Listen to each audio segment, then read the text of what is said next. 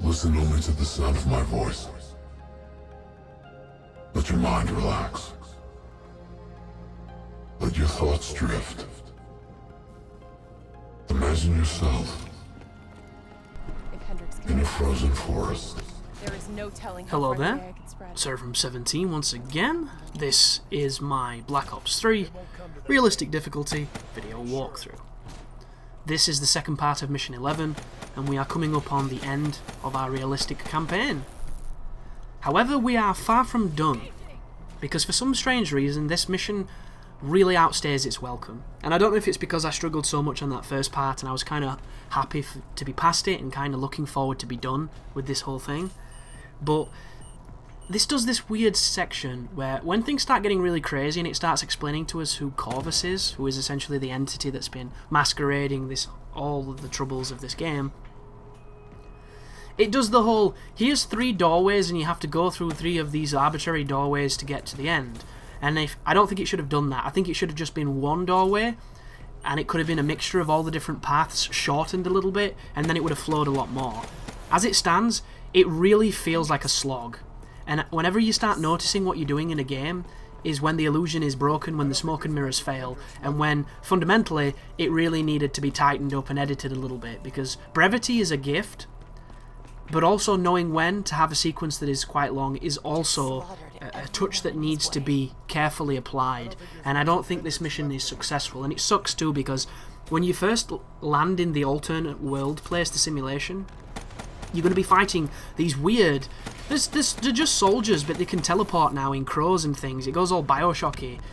And it's really interesting because you're in the frozen forest, but it should have just been the frozen forest and then the end of the game. It didn't have to be, here's every level you've been to all clusterfucked together because we're reusing assets to make this look all trippy and weird, and it's kind of cool, but at the same time, it's what you've been doing the entire game. And I think it really it feels a little bit like an iceberg. It's a little bit too bottom heavy, rather than just being, you know, sat in a scotch or something, you know, a nice amount of ice. Even though I don't drink scotch or take ice in the scotch that I don't drink. But here is 2 Ed 209s. I'm going to use this office here to shoot them. Be careful of the other robots. They're the real trick here because they can kill you so quickly. These big robots are bloody idiots. Like a bunch of chimpanzees wandering about throwing feces at you. It's really not that challenging. And then, of course, coming up is going to be some pretty tricky moments, but nothing too bad, because they're human, and you want to be changing your ability now back to the resonator on the Chaos Tree, so that you can just make everybody vomit. And the cool thing is, you're going to have an AI buddy with you, as you've had one all along, and he's going to really help do a lot of things. He's going to help you know where people are, he's going to push forward and things, and he's actually really useful. And he leads up to the rather, with a V or an F just then, the rather strange ending, which can be interpreted in a few ways. But just keep pushing forward methodically. Don't get too reckless. Just keep pushing up. And there's a couple of moments that are going to happen here for story purposes, which, because the characters haven't really had enough time to be too developed, your investment here will 100% depend on how much you've liked them in the story. And I don't think the game did a good enough job to make you like all of them, but I think there is some empathy to be had with some of them. For instance, I really did like Taylor, but it might be just because I like the actor who plays him. So that might have warped my perspective a little on that. But this is the emotional payoff in the game, and it's 100% indicative of your value. And to me, I actually got a little bit of a twinge when the next sequence happened, but it wasn't as strong as if it had been developed a little bit better. Because, let's face it guys, the character development in this game is there, but it's such a secondary thing. It's not a focus at all, and it affects the game. And the only thing left to do is to hack this console and see how this works. So, post the section there, we're going to be pushing forward now, and we're pretty much at the 11th hour of the character that we're playing. I don't remember his name. I don't think he has a name. I think on the subtitles he's just referred to as player, which I think is kind of stupid considering he has a voice and everything. But this bit here, be careful. You want to immediately strafe to your left and jump and shoot and shit and pray, because if you die there, you have to watch all the cutscene again. It's a horrible checkpoint.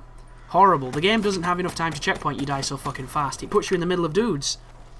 And then this is when things get really cool. I liked this so much. And then it overstayed its welcome. So The soldiers here take 2 bursts to die. The first burst will make them teleport away. Watch where the crows go, or ravens, or whichever carrion is your favourite, rook, raven, whatever. And then wherever they stop is where they're going to come back. They're going to materialise, and then you want to put some shots on them. Be very careful here. If you push up too strongly, they'll pop out of nowhere and kill you. Happened to me. That's why I'm being really tentative now, because I hate checkpoint. I hate tripwires that are unfair, and this is what that is. So if you come over to this rock, you can already be in cover before they turn up, and you can start clipping them. Because the enemies, even though they look fancy and they've got all these new weird space abilities, they're the same dumbass enemies you've been killing the full game. So there's nothing different here other than they look a little bit cooler, and it's this really nice aesthetic, because the whole game has been telling you about this white forest, and now you're in it, and I thought that was wonderful. But the whole tree of life imagery and breaking the branches by doing the different paths, it's all a little bit much. And I really didn't think it should have been. I think it should have just been a lot of this, a little bit more of this corridor shooting here, a little bit more of the exposition. The River of Blood and all that is perfectly fine, but it didn't need to go where it goes for the rest of this. However, here's a checkpoint. You're going to see somebody just get up off the ground. Once he gets up, the rest of them are going to turn up. There's a grenade. It will land on you because the AI is perfect. And then you just have to use your cover as intelligently as possible, because the enemy is not very good at using cover and not very good at pushing cover either. If this was fear, you'd get fucked, but it's not. And that's what we need to rely on, the fact that the enemies are stupid. So, you'll know when it's clear, because the game generally has ways of telling you. There it was. Now it says the objective's ready to be touched, that means we killed them all. And now you can use this opportunity to pick up a different weapon, should you choose to. But I have the Shiva, and it is a beastly gun, so I'm going to commit to it. But a little bit of immolation, and we're going to get up to the guy from Star Trek. Is it Deep Space Nine? He played the Doctor, and he just got tore apart, a la that poor guy from Judge Dredd, when Rico tells the robot to rip his arms and legs off. Wonderful scene. But here is the hub for the rest of this mission, and this is when the mission gets a little bit long in the tooth for me. So, go to the doorway, hit it up, and it's going to take you to another area of the game. And all this is, guys, is reused assets done in a rather creative and interesting way. And this is not a new concept. Games have been reusing assets for generations. Something that a dev does to save the cost of production. Platinum are a development team that are known for doing it. They've done it so much that it's almost become an ism of theirs that has to be in their game, or it's not really a Platinum game. Oh, be careful pushing up here, guys. I got killed by a miracle grenade. I was pushing towards that first piece of cover, and I ran onto a grenade as it exploded. I did not see anybody throw it. It was just a really ambitious Zeus grenade from one of the AIs, which is really strange. But right there, I was stood behind the roots of that tree, or that bush, to try and get my ability back. And I was letting Taylor do the work, and you can do that a lot in this section, because you're pushing through. I think this first part here is really interesting. It's all this crazy geometry, you don't know where the enemies are, you don't quite know where every threat is, and it's interesting. But it goes on, and it goes on, and it goes on. And by the time you get to that flooded area, I just wanted the game to end. I didn't mind the desert area too much, but I think the flooded area killed it. It killed my ambition to play, because I was just like, come on guys, this is too much. It was really late too, it was like 6 AM. And I'd been playing all day, and I was like, please, just, can we get this over with? Because it's obvious that this is just filler, really. It's an opportunity for the game to give you exposition it should have been giving you a long time ago. And one of my criticisms of the narrative, aside from the lacking character development and certain world aspects that are not explained, they're just assumed, is the fact that Corvus goes from being something you think is there and something hinted upon to here are several audio diaries telling you everything about him and all his favourite foods and what flavour of toothpaste he uses, and it just gets ridiculous. It goes from you know nothing about this cipher to you know everything about him in the space of 10 minutes, and that's just not good pacing for me. But I do like this. The main character is repeating the mantra that scientist gave to those experimented people to try and calm them. But because you're becoming unhinged, you're repeating it almost frantically. He's angry, you know, he's got the old clenched jaw. He's becoming unhinged. And it's a nice progression of your personal character, but it's incredibly difficult to empathise with him because he's literally just a blank slate. That's all he is. He's a dude you created who has a voice you either like or dislike, and I happen to think his voice is pretty shitty. Although he does do a perfectly capable job of voice acting, it's just I would rather us be Taylor. And ironically, you know, we will be shortly. But this is just great, because this is tense. It's legitimately tense. I don't know where these enemies are, and I'm afraid to push up because I know the checkpoints will be shitty because they've been shitty the full game. So I'm waiting for my abilities to move up, and every time I move up, I am dancing with death. This is a waltz for survival, and it's interesting, because it's that mind game of how do I push this effectively without dying, and that's one of the best parts of any first-person shooter. And there's Taylor, who just doesn't give a single fuck. He couldn't care less. Guy's God mode embodied. But I'm legitimately fearful for my life, and if you've achieved that in a game, I think you've done well. But I think you can achieve that without it having shitty checkpoints. Like Vanquish, I go back to Vanquish a lot because it's a game that I once started covering on my channel a long time ago, and it got derailed by YouTube politics. And it's a game that a lot of people ask for, and it's a game that I probably will get down to covering at some point, but I probably won't be able to share it with you because I get content ID flags that people don't seem to get, and I'm part of a network who's meant to protect me from this, and they just don't. They protect me from certain things, but other things, they couldn't give a shit, really. Like, I recently put up a theatre mode machinima of zombies. I messed around in theatre mode and realised it was quite limited, and I got some shots and I put them together. It took about an hour to make. I could have spent a bit more time with it and got something much better, but I liked what I did. It was honest, it was short, it was exactly how I was feeling at that moment. I was feeling kind of bummed out, but kind of inspired, and then I was realising that, you know, just the fact you get to do something that you enjoy is way better than doing something that you hate. And I wanted to make something that kind of encapsulated my mood at that moment, so I got an Alan Watts quote off of YouTube. It's a rather famous one from a lecture, and I got some music from the Talos Principle, which is my favourite piece of that particular orchestral soundtrack, which is fantastic music. It's so hopeful but somber at the same time. It's like a realization that all life is fundamentally flawed and ends, but before it ends there is vast opportunities of beauty, and that's what it speaks to me, and it makes me get all creative and want to do great things. And I love music that inspires me because I think it's the best kind of music. And then I put that thing together and I put it on YouTube, and it immediately got flagged, and I knew it would.